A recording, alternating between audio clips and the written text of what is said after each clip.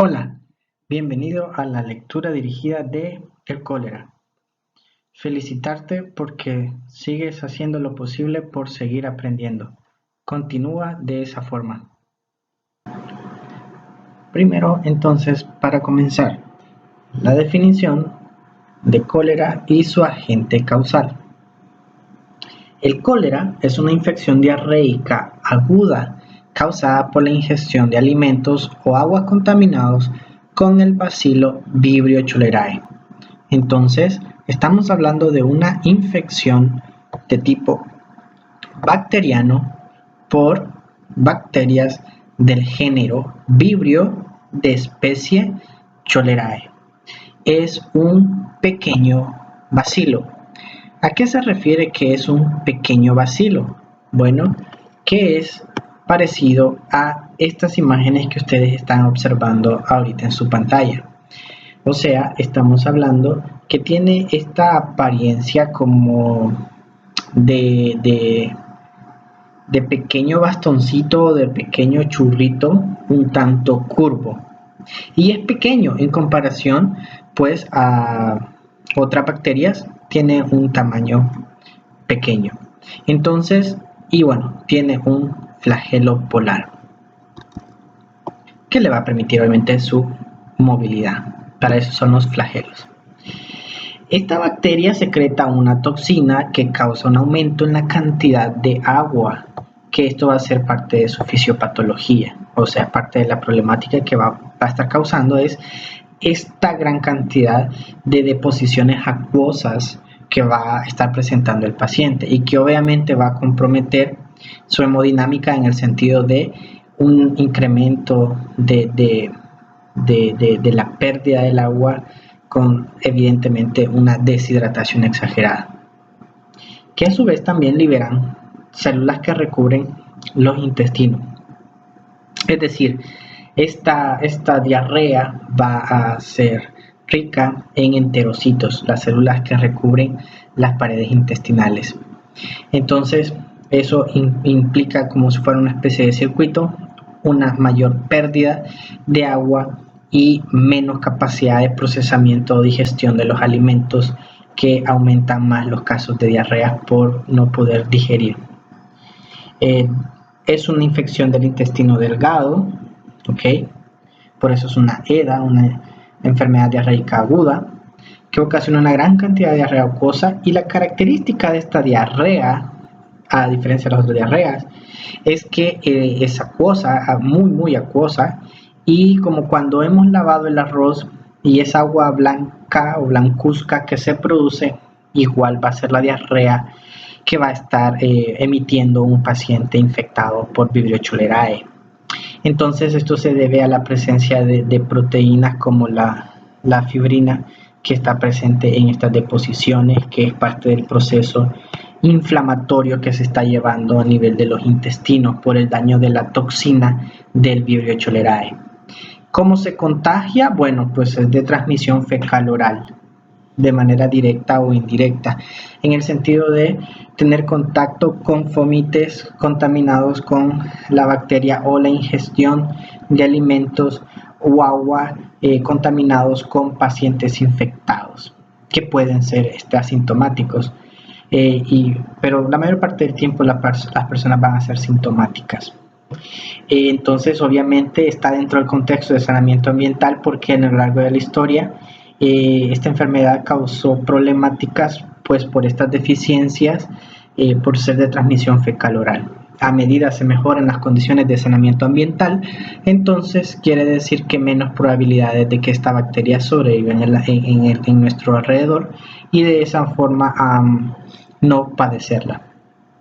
Ok, entonces los signos y síntomas, como ustedes pueden observar, están en relación a la deshidratación masiva que se produce. Los cólicos o los dolores abdominales pues tienen que ver con el proceso inflamatorio y la destrucción de las paredes intestinales y la pérdida de los enterocitos, más la no digestión adecuada cuando se ingieren alimentos por la pérdida de los mismos.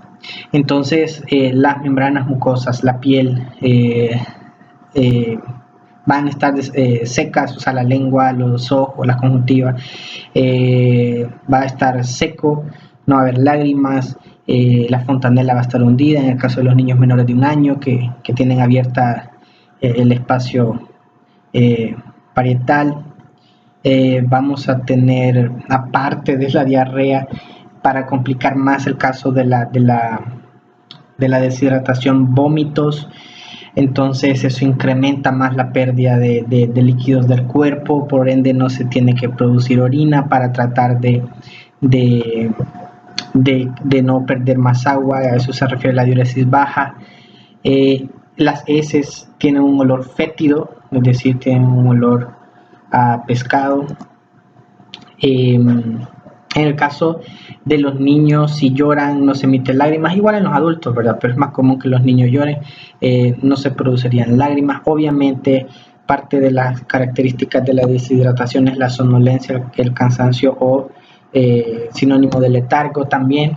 Entonces, todo eso solo es indicativo de la gravedad de la deshidratación. A mayor exacerbación de esta sintomatología, pues obviamente mayor grado de deshidratación, lo cual también nos da a entender la lógica del tratamiento. O sea, no solo es eliminar a la bacteria a través del antibiótico, sino también de la compensación de la hemodinámica del paciente a través de la introducción endovenosa de sueros que puedan compensar o mantener el equilibrio electrolítico del paciente. Y bueno, también pues de azúcares para mejorar las condiciones de energía o de estado del paciente. Entonces, eso también está reflejado en esta parte, y lo que me interesa mencionar de esta parte acá es sobre el grado o el número de deposición, o sea, la gravedad de la diarrea que produce Vibrio cholerae. Estamos hablando de 30 a 40 deposiciones en 24 horas. Cuando en nuestros países se produjo estos casos de Vibrio cholerae, se tuvieron que adecuar camas en donde el paciente no tenía nada y las camas eran estilo embudos, y debajo se ponían los cumos donde viene la pintura. Entonces, para que la gente estuviera ahí defecando, porque no tenía lógica estarlos cambiando, o sea, cada rato se estaba ensuciando las sábanas, y más el peligro que significaba estar manipulando estas sábanas. Entonces al final los pacientes pues se colocaban en estas camas que se habían adecuado así estilo embudo, para que el paciente, y sin sábana, para que el paciente estuviera defecando, porque son deposiciones constantes las que está llevando a cabo el paciente por acción de la enterotoxina de vibrio. Entonces, así de grave fue esta situación. Gracias a Dios, hoy por hoy, vuelvo a mencionar, gracias a las mejoras en las condiciones de saneamiento ambiental, ya no tenemos casos de Vibrio cholerae, más sin embargo todavía se está haciendo vigilancia epidemiológica de esta. Cuando un paciente presenta un caso, pues se manda al laboratorio para que se investigue si está vinculado a la bacteria Vibrio cholerae o se trata de alguna otra enterobacteria o alguna otra bacteria patógena o viral, etcétera, ¿okay? O algún otro agente microbiológico. Ya habíamos hablado sobre la característica de las heces, y es como de agua de arroz, ¿ok? Y el olor fétido. Bien, no causa fiebre la infección, pero sí produce inflamación a nivel intestinal. Y esto es porque estamos hablando de la participación de una enterotoxina, o sea, una toxina que afecta a los enterocitos, las células del intestino. El tratamiento obviamente es la administración o la reincorporación de líquidos, de sales, preferentemente por vía endovenosa, porque de todos modos hay náuseas y vómitos. Entonces por vía endovenosa, para que sean más efectivos, y pues hay también la administración de antibiótico para contrarrestar la acción de para poder contrarrestar la infección de la bacteria. Y a medida que pues muera la bacteria, pues menos presencia de la enterotoxina, y a medida de menos presencia de la enterotoxina, pues menos sintomatología experimentará el paciente. Vibrio cholerae es una bacteria gram negativa y por ende tenemos los antibióticos como tetraciclina, ciprofloxacina, trimethoprim-sulfamethoxazol y furazolidona. Por ende podemos ver que el tratamiento no es un tratamiento complicado en la mayor parte de los pacientes. Las intervenciones en cuanto a brotes comunitarios tienen que ver pues obviamente con mejorar las condiciones de saneamiento, la potabilización de agua, la adecuada manipulación de alimentos y la preparación de los mismos, la disposición de excretas, posibles fuentes como ríos contaminados, etcétera, para poder superar la situación. En cuanto a la etiología, bueno, existen dos tipos de serotipos, el O1 y el O139, y son aquellos que causan brotes epidémicos. El O1 causa la mayor parte de los brotes, mientras que el O139, que se identificó por primera vez en Bangladesh en 1992, está confinado a Asia. Las cepas distintas del O1 y la del O139 pueden causar diarrea leve, pero no dan origen a epidemias. En El Salvador se investiga qué serotipo es si algún caso de vibrio llega a salir. Los laboratorios están preparados para hacer la serotipificación, y esto es porque El Salvador ha tenido ya experiencia de epidemia con vibrio cholerae, aunque esto fue allá por los años 80.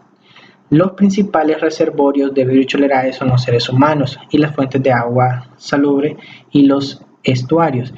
Bueno, en términos generales, esto es porque sí podemos ser portadores asintomáticos de la enfermedad. Una persona puede adquirir cólera bebiendo líquidos o comiendo alimentos contaminados con las bacterias del cólera. Durante una epidemia, las fuentes de contaminación son generalmente las heces de una persona infectada.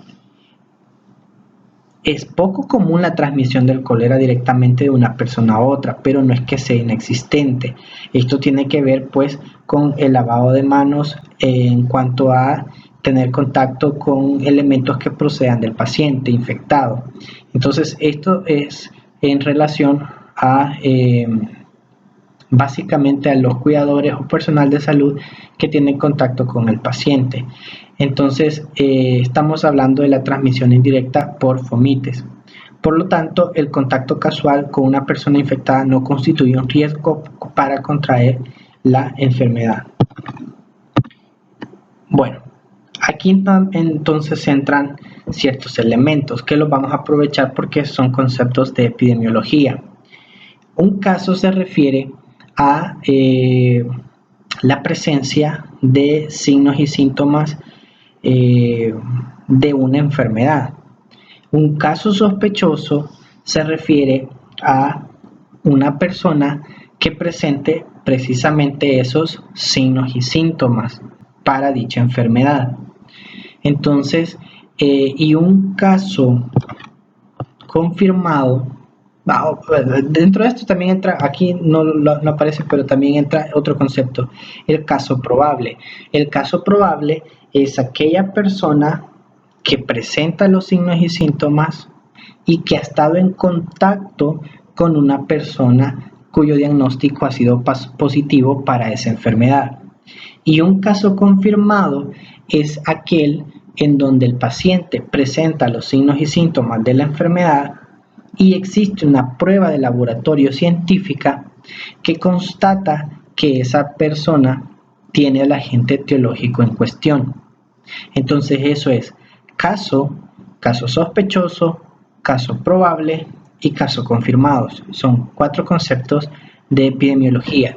Por favor, retrocedan el video y vuelvan a escuchar las definiciones y apréndanselo, porque si van a continuar en el área de la salud, lo van a seguir manejando en cuanto a conceptos básicos en su lenguaje a las enfermedades infectocontagiosas. Bien, hemos finalizado la lectura de el cólera. Si existe alguna duda, puedes hacerla a través de Messenger para resolverla o lo podemos hacer a través de Google Classroom. Estaré atento a resolver cualquier inquietud que puedas tener.